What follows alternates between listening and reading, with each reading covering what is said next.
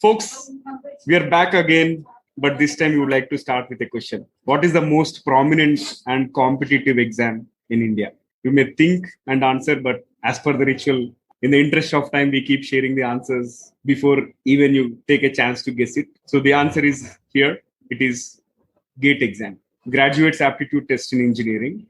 And it is one of the most prominent and most difficult exams to crack. So let us explore what's in the world of GATE.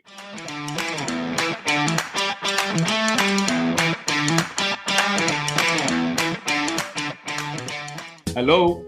Hi there.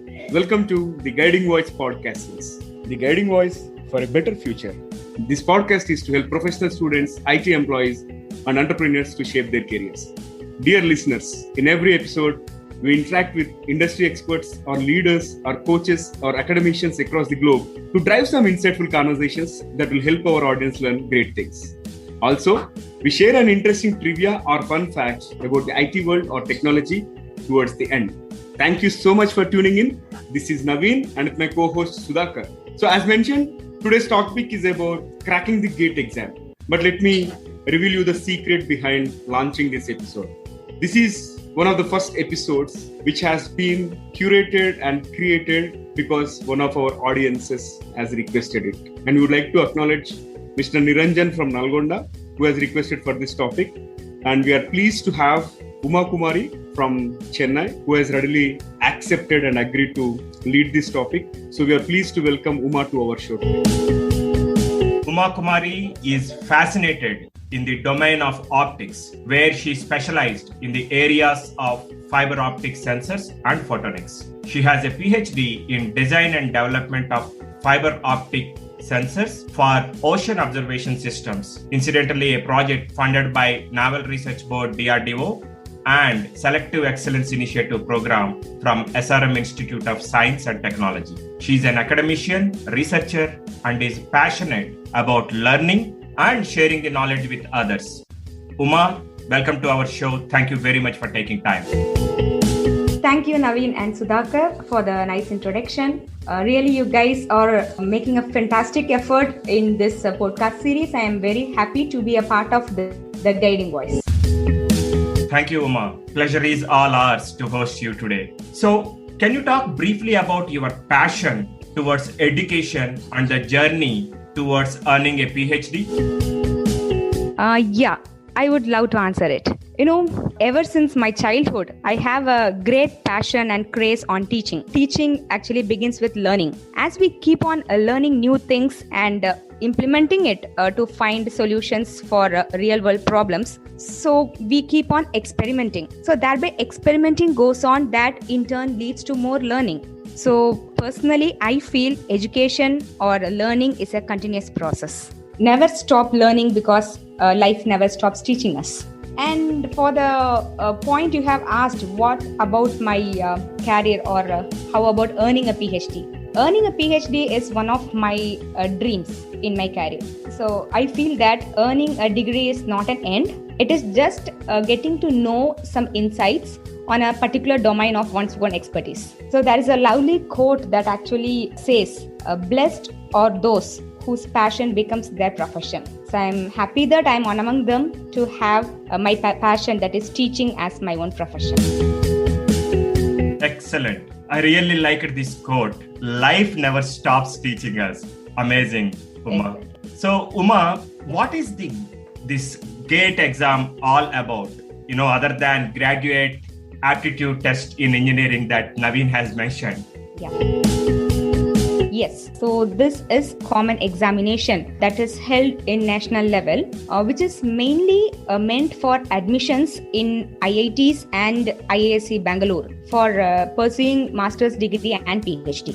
So a person with a GATE score, they not only get admission, they are also eligible for getting financial assistance like, fellowship as well as scholarships. Apart from this, not only for higher studies, GATE scorers, they can also get into PSUs, that is public sector units, with their GATE score that is actually valid for 2 years. In general, GATE, if you ask for how many times GATE is conducted, we all know it is conducted once every year. mainly in the month of February. So the institutions who actually conduct this GATE is any one of the 7 IITs or IISc. So this GATE 2022 that is planned to be held in next year February will be conducted by IIT Kharagpur, right? So an interesting thing about GATE that till 2017, GATE is open only for Indian nationals. But from 2017, international students actually from Bangladesh, Nepal, Sri Lanka, Ethiopia and UAE, they can also take up this examination. So this is a good thing about GATE now. This is what I would say like overall what GATE is all about. Uma, that's great. You have summarized about the GATE exam very well. Now, you also mentioned about some of the public sector organizations are using GATE score as a qualifier. Yes. Why do you think GATE has such a significance? Yeah. So, an apt question for this session. Yes. In general, cracking GATE exam is not a cakewalk. When you see a student or a graduate who has a good CGPA, say 9+ CGPA in his or her academics, they even find it difficult, very difficult to crack the GATE exam. This is because a GATE exam mainly it examines the candidate's clear understanding of their core subject. When I say core subject, it encompasses both engineering as well as science domains as well. So PSUs like ONGC, DRDO, BARC, etc. Actually, they consider this GATE score as a very valid point to scrutinize deserved candidates. So, to clear cut your question, why these PSUs use GATE exam as a qualifier is the main point is they see GATE score as an easy way to screen deserved candidates, so that they need not want to spend more time on accessing the candidate's knowledge on their basic subjects. So this is one main reason why they make or why they see GATE exam as a main qualifier examination. By that, one can see fairness in the selection process as well. And I want to add one more point to this question.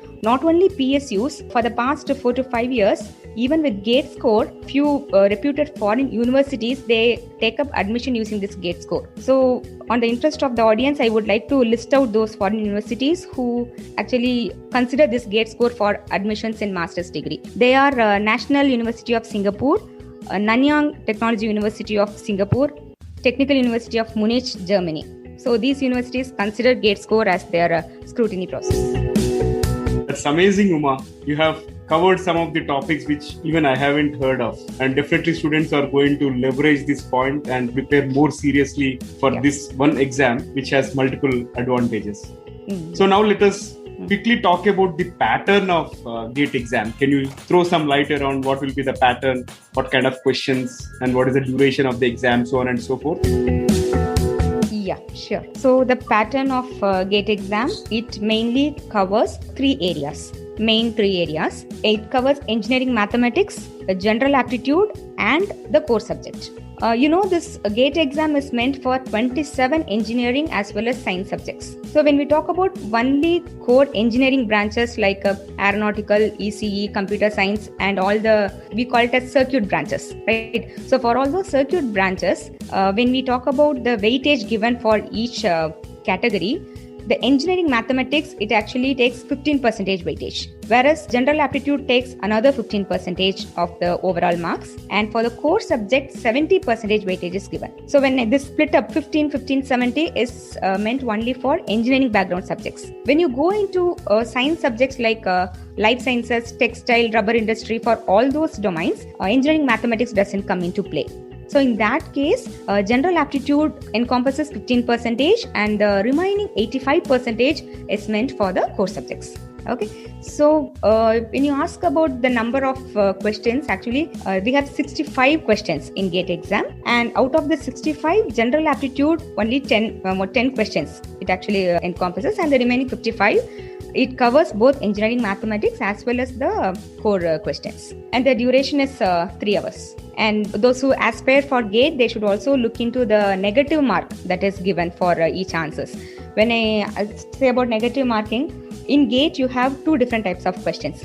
Particular part of question, it carries 1 mark, and another section it carries 2 marks. So for the 1 mark, if one answer went wrong, your mark will be 1/3. It will be reduced to 1/3. Whereas for a 2 mark question, the reduction in mark is 2/3. So it's very important that it's not a fluke kind of thing, or luck doesn't come into play in this GATE exam, right? So apart from this multiple choice question, we call it as MCQ. There is one more section in GATE that we call it as numerical answer. That is numerical type answer. So in that, you will not be given any choices. The candidate has to work out and give the answer whatever they get. They cannot select from the multiple choice. So in that kind of questions, no negative marks is awarded. So this is about the overall pattern of GATE exam. Wow, seems to be very tough one. General aptitude, multiple choice of questions, and detailed. Yeah, that's what I actually mentioned initially. Like, it is not a cakewalk. It definitely is not. Yeah. So Uma, yes, how to get prepared for such a tough examination? That gives us the opportunity to study not only in Indian universities but also outside of India. Yeah. Do you think we should go for something like coaching, external coaching, or self-preparation is the better way to do it? No, there is no clear-cut answer for this kind of question, but I would like to take up this in a way of comparison between these two factors. Let us take as a pros and cons of these two factors, that is self-study as well as taking up a coaching or going to a coaching institute either online or offline to crack this kind of examination. In case of self-study, when you are preparing for an exam on your own, the main thing to be noticed is, or to be focused is, time management. Because when you say self-preparation, self-coaching, you are your own coach. So time management is very, very important. You should stick on to the time, stick on to the schedule that you have prepared. That is very, very important. With that, the next thing to be focused in self-preparation is learning the concepts, learning the topics on your own without the help of any subject matter expertise. So that is one more challenge, I would say, in case of self-preparation. But as aspirants, actually, they should convert their challenge into their goals, right? So when we start learning on our own, we'll get more knowledge, more in-depth knowledge when we study on our own, instead of learning from another person or a subject matter expertise. So in this way, self-preparation actually gives you a clear, in-depth knowledge on what you are learning. One more important thing in self-preparation is revision. So for any kind of examination, revision is very, very important. But as far as GATE is concerned, it is a must. Revision not only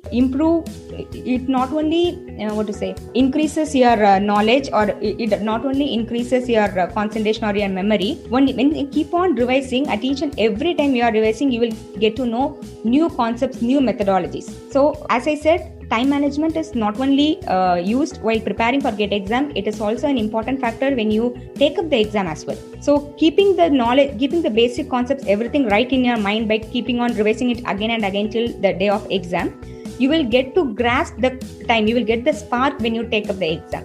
So the revision actually helps a major role. It plays a very major role in self-preparation. And when one do self-preparation for GATE examination, they should take up mock examination. So for mock exam, there are many online sites. I would suggest GATE Academy, Mock Test, Engineers Academy. So they conduct mock examinations. So more and more mock exam you get, you will get to know what is the pattern of the questions you will be facing in that exam. In addition to that, you will know how to split your entire 3 hours duration into each and every section. So by that, you will come to know what is your strength and weakness. So you can just work on your strength and as well as weakness by continuously learning on the concepts, revising it again and again. So entirely in one term, if I want to define the self-preparation, entire commitment is very, very important.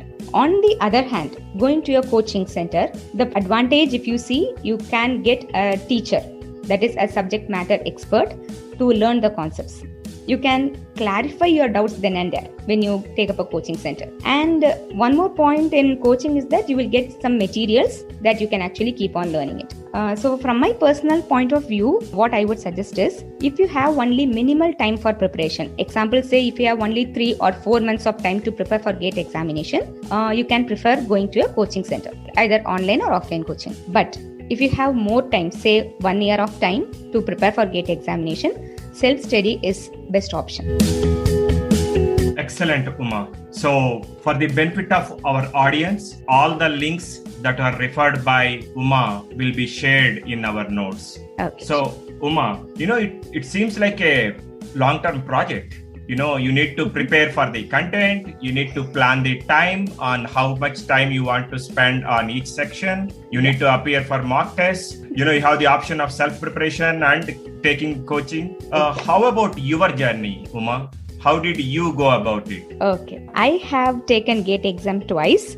To be frank, I haven't taken any coaching center. And to be more frank, I took up GATE exam for a self-assessment. So when I say self-assessment, I haven't spent any time in self-preparation, as well as I didn't opt for a coaching as well. Okay. But for those who want to come out of GATE exam with flying colors, those who want to score a very good GATE score to enter into higher education or enter into a PSU, I have few points. I would like to share few points that they can actually follow. This is out of my experience I am sharing. All right. So as I said, I haven't taken any online course. What I have, I used to do it like prior to 2 months of GATE exam. I used to take up notes on my own instead of going through a handbook of formula or definitions. I learned I take up certain books, highly referred books, and I used to take handwritten notes. Because out of my experience, the thing is, if I learn from someone or if I just study the things, it will be in your mind, or you can actually recollect those things only for a certain duration of time. Instead, if you write it down, it's not like it's not taking up a digital backup. When you write it down in a notebook, it will surely be registered for a long period of time. So that is what I rely on, my own written notes.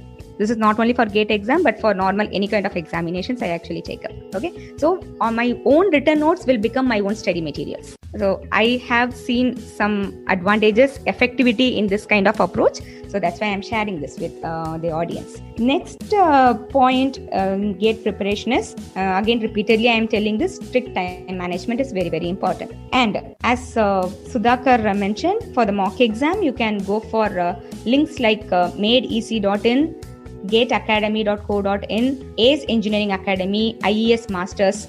So these are the online mock exams I have taken prior going for the actual GATE examination. Very, very important point here for those who dream to get GATE score is solve previous year question papers, because that is the blueprint. So many question papers you solve, you will come to know what is the weightage given for each and every individual subsections for your specific subject. So if you go through 10 or 15 question papers, you will clearly come to know what is the style or the pattern they are following. 95% the same pattern will be followed. I am damn sure in that. Okay. So apart from taking mock exam, solving previous year question paper is very, very important in GATE preparation. And at this point, I wish all the GATE aspirants very good journey ahead and crack in GATE 2022. Those are fabulous tips. And one thing that resonates with me and my style of learning is I also capture notes while I am learning a new subject, and my brain, great. It directly enters into my memory. Exactly. Yeah, I've read somewhere as well, like if you are writing with your own handwriting, it sticks to your brain for a long time. So yeah, thank you for sharing all those amazing tips. And Uma, this conversation has been going really serious, and which is filled with a lot of tips and all. Yeah. But let us try to spice this up with a few rapid fire questions. Oh, okay. That's fine. Yeah. So I'm going to ask you a few questions, and you can answer them really quick and crisp. In case if you're ready, we'll get started now. Are you ready? Is it something out of GATE or what? This is something very funny. Okay. It is something beyond GATE, because we wanted to get to know other side of Uma. Yes, I am interested. Okay, please go wonderful. ahead. Yeah. Thank you. So here comes the first question, Uma. Since you are a very passionate technologist, academician, researcher and all, I thought this question is very apt to you. Okay. What according to you was the best invention of the last 50 years? The best invention of last 50 years. Obviously, mobile phone. Awesome. Okay, moving on. What is your one dream that's long pending? Long pending dream. I should say one dream, right? Yes. Yes. Setting up my own research and development laboratory is my long pending dream. Wonderful. Wish you all the very best with your passion and commitment. I'm sure you will do it very soon. Thank you. Thank you so much. Do you believe in luck? Yes, I believe in luck. I would say luck is a biased factor. It actually favors those who have perseverance towards their dream. Awesome. This is a wonderful quote. Moving on to the fourth question of the rapid fire session. Okay. If you are a celebrity, who would you be? Celebrity.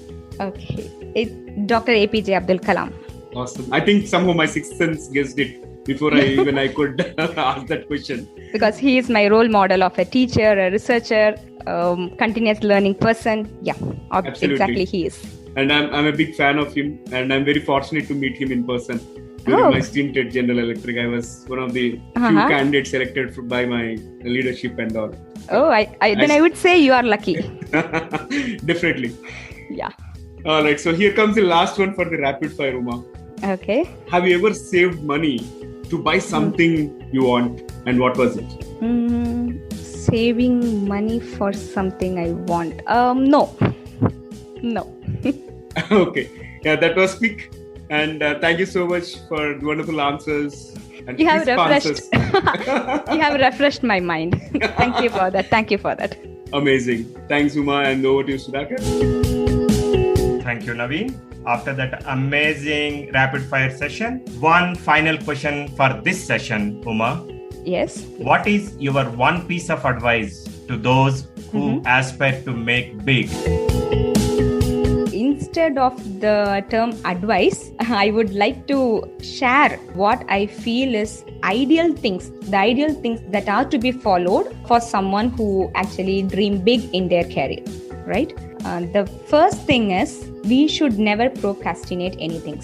This I can actually proudly say that I follow this habit.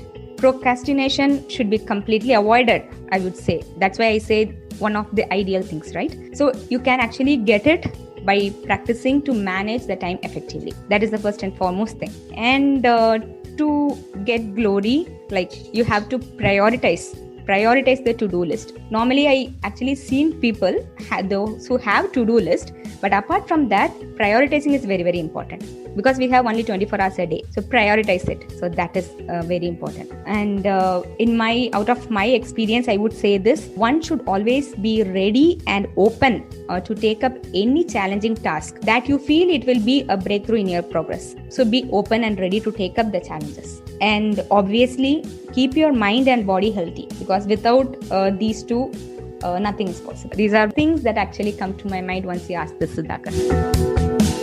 Excellent. Thank you, Uma. Really, we thoroughly enjoyed this conversation. And a couple of things that I will remember for rest of my life is life never stops teaching us. I think that is a profound statement. I really liked it. And thank you for sharing your thoughts, like no procrastination, prioritize the to-do list, stay healthy, which is very important. Yeah, exactly. So really appreciate you taking time for us about this cracking the gate examination and sharing your journey through it.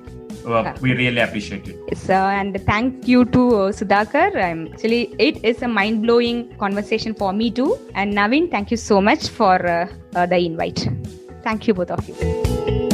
Amazing. Again, pleasure is all ours. And just to be very, very honest, when I put this on my status seeking for the speakers on this topic, and the moment you responded, I was on cloud nine because I cannot find somebody who is more passionate than you. And in fact, I've got a couple of responses after you responded. So we are going to add them in the pipeline, but yours episode will be something which will remain forever. Okay. But Naveen, as I said, I have also taken up gate exam. But when I just look into the topic you have posted in your WhatsApp, 1 second I thought, am I eligible for that? Because I am not a gate scorer, am I right? But what I felt is I can actually put some light on how you can prepare for this kind of competitive examinations. That's why I actually responded to you. And thank you so much, Naveen. Wonderful.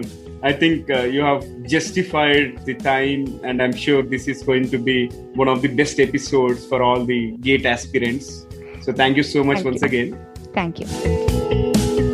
And folks, if you have liked this episode, please share with at least 3 of your friends or colleagues for whom you care for. Because the Guiding Voice podcast series is a purely not-for-profit venture, and our team puts in a lot of effort to bring the best conversations to all our listeners. And our purpose is very clear. We want to provide curated guidance to all the professional students out there, be it from engineering, B schools, and all the IT employees and entrepreneurs, so that all of you can make informed decisions based on the insights that are driven by the industry experts, coaches, leaders, or academicians across the globe. Because if you share this with your friends, it helps them also learn great insights from every episode. Or if you're listening to the Guiding Voice podcast on the Apple podcast, please do not forget to leave a review and a 5-star rating, because every rating will help us expand our reach and contribute to our mission to shape the careers and lives of millions of people across the globe.